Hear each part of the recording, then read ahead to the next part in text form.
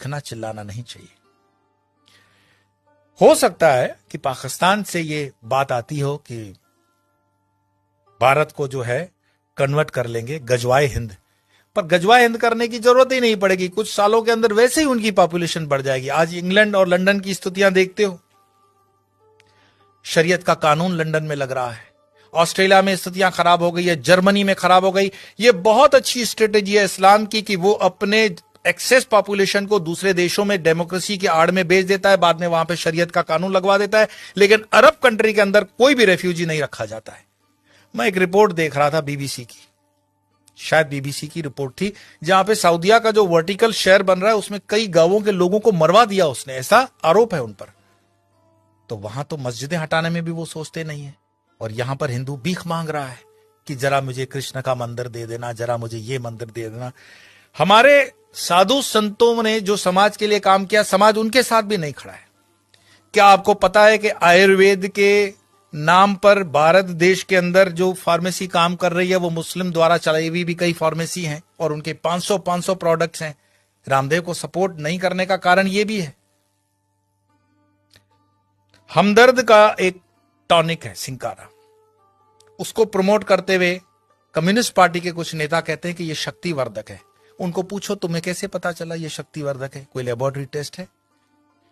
Allopathy के comparison में जो रामदेव बाबा को कहा गया था कोरोना के कंपैरिजन में, वो चीजें सब पर लागू होनी चाहिए। क्या आपको पता है सोनू निगम जैसा कलाकार जो पिछले कई सालों से फिल्म इंडस्ट्री के अंदर बेहतरीन आवाज दे रहा है, उसने जब खुले से कहा कि इस अजान के कारण मुझे तकलीफ होती है, इंडस्ट्री में उसको काम मिलना कम हो गया, क्योंकि बॉलीवुड की इंडस्ट्री आज भी इस्लामिक फंडामेंटलिस्टों द्वारा डोमिनेट है। मैं आपको और बता दूं, जिन दिनों शाहरुख खान, सलमान खान, आमिर खान स्ट्रगल कर रहे थे, गोविंदा सुपरस्टार था, और गोविंदा को नीचे करने के लिए उसकी जोड़ी में चलने वाली करिश्मा कपूर को आमिर खान के साथ एक फिल्म दे दी जाती है परदेसी। गोविंदा की जोड़ी को तोड़ा जाता है और उसके बाद उदय होता है सलमान खान, आमिर खान और शाहरुख खान का समय, क्योंकि इंडस्ट्री डोमिनेटेड है इस्लामिक लॉबी द्वारा। ऐसे कई मैं आपको उदाहरण दे सकता हूं, लेकिन मुख्य बात क्या है? क्या हमारे हिंदुस्तान में सारे मुसलमान खराब हैं? यह कहने का अर्थ नहीं है। हमारे हिंदुस्तान के अंदर आजम जी, प्रेम जी जैसे भी इंडस्ट्रियलिस्ट हैं विप्रो के, उन पर आरोप भले लगे कि वो मुसलमानों के हितों की ज्यादा सोचते हैं, हिंदुओं की नहीं, पर मैं इस पे नहीं जाऊंगा। परंतु यहां मुसलमान न सिर्फ बढ़ रहे हैं, सुख संपन्नता के साथ बढ़ रहे हैं, ऐसा उस रिपोर्ट में कहा गया है। तो दुखी कौन हो रहा है? दुखी हो रहा है हिंदू। हिंदू क्यों दुखी हो रहा है? क्योंकि वो कर्महीन होकर के जीना चाहता है और बेवजह की फालतू चीजों में वो अटका हुआ है।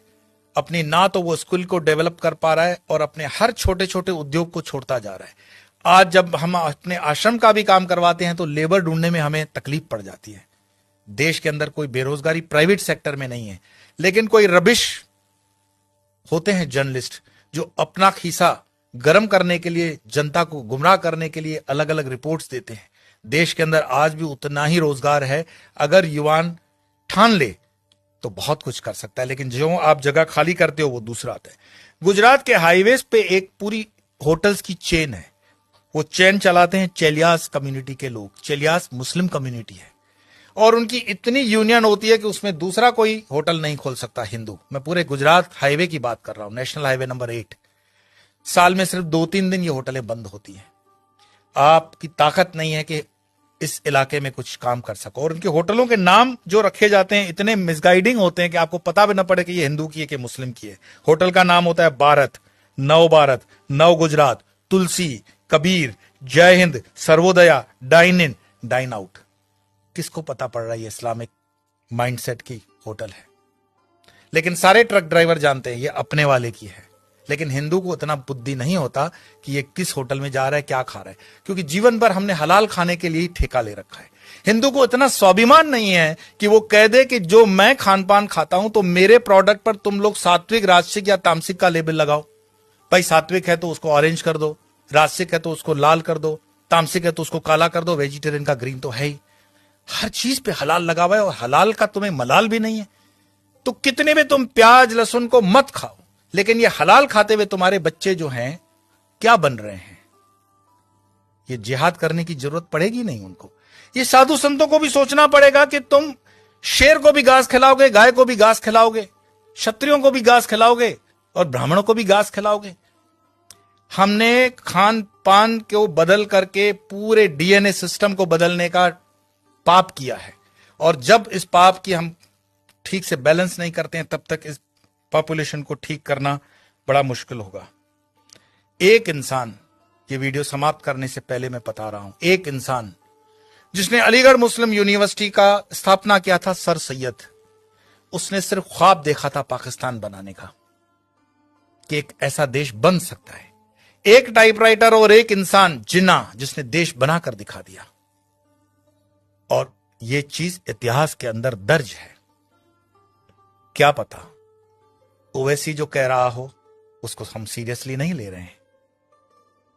अगर शाहबानू केस कोर्ट का इधर उधर हो सकता है तो राम मंदिर का केस भी राहुल गांधी तो बोले थे कि हम कर देंगे, ऐसा उन पर आरोप है, प्रमोद जी ने लगाया था।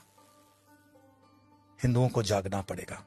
कोई शंकराचार्य फिर से आए ना आए इसकी कोई गारंटी नहीं है। शंकराचार्य जी की जयंती मनाने से सिर्फ इतना ही मैसेज मिलता है, उत्तिष्ठ जागृत प्राप्य वरानी बत, उठो जागो, अपनी जवाबदारी लो। कब तक दूसरों के कंधों पे रहोगे कि ये तुम्हारी जवाबदारी लेगा? और धर्म का काम चेतना जगाना है। बाकी ये मेरा वीडियो मरे हुए लोगों के लिए तो है नहीं, चैतन्य लोगों के लिए। और चैतन्य जो सुन रहे हैं उनको लगता है कि आगे 2-4 चैतन्य है तो फॉरवर्ड कर देना, और मरे हुए लोगों को वीडियो देखने के लिए मैं कोई आग्रह करता ही नहीं हूं। आपके भीतर आपका सनातन जागे, भारत जागे, हिंदुत्व जागे। इसी प्रार्थना के साथ इतना ही। कल फिर मिलेंगे अन्य विषय को।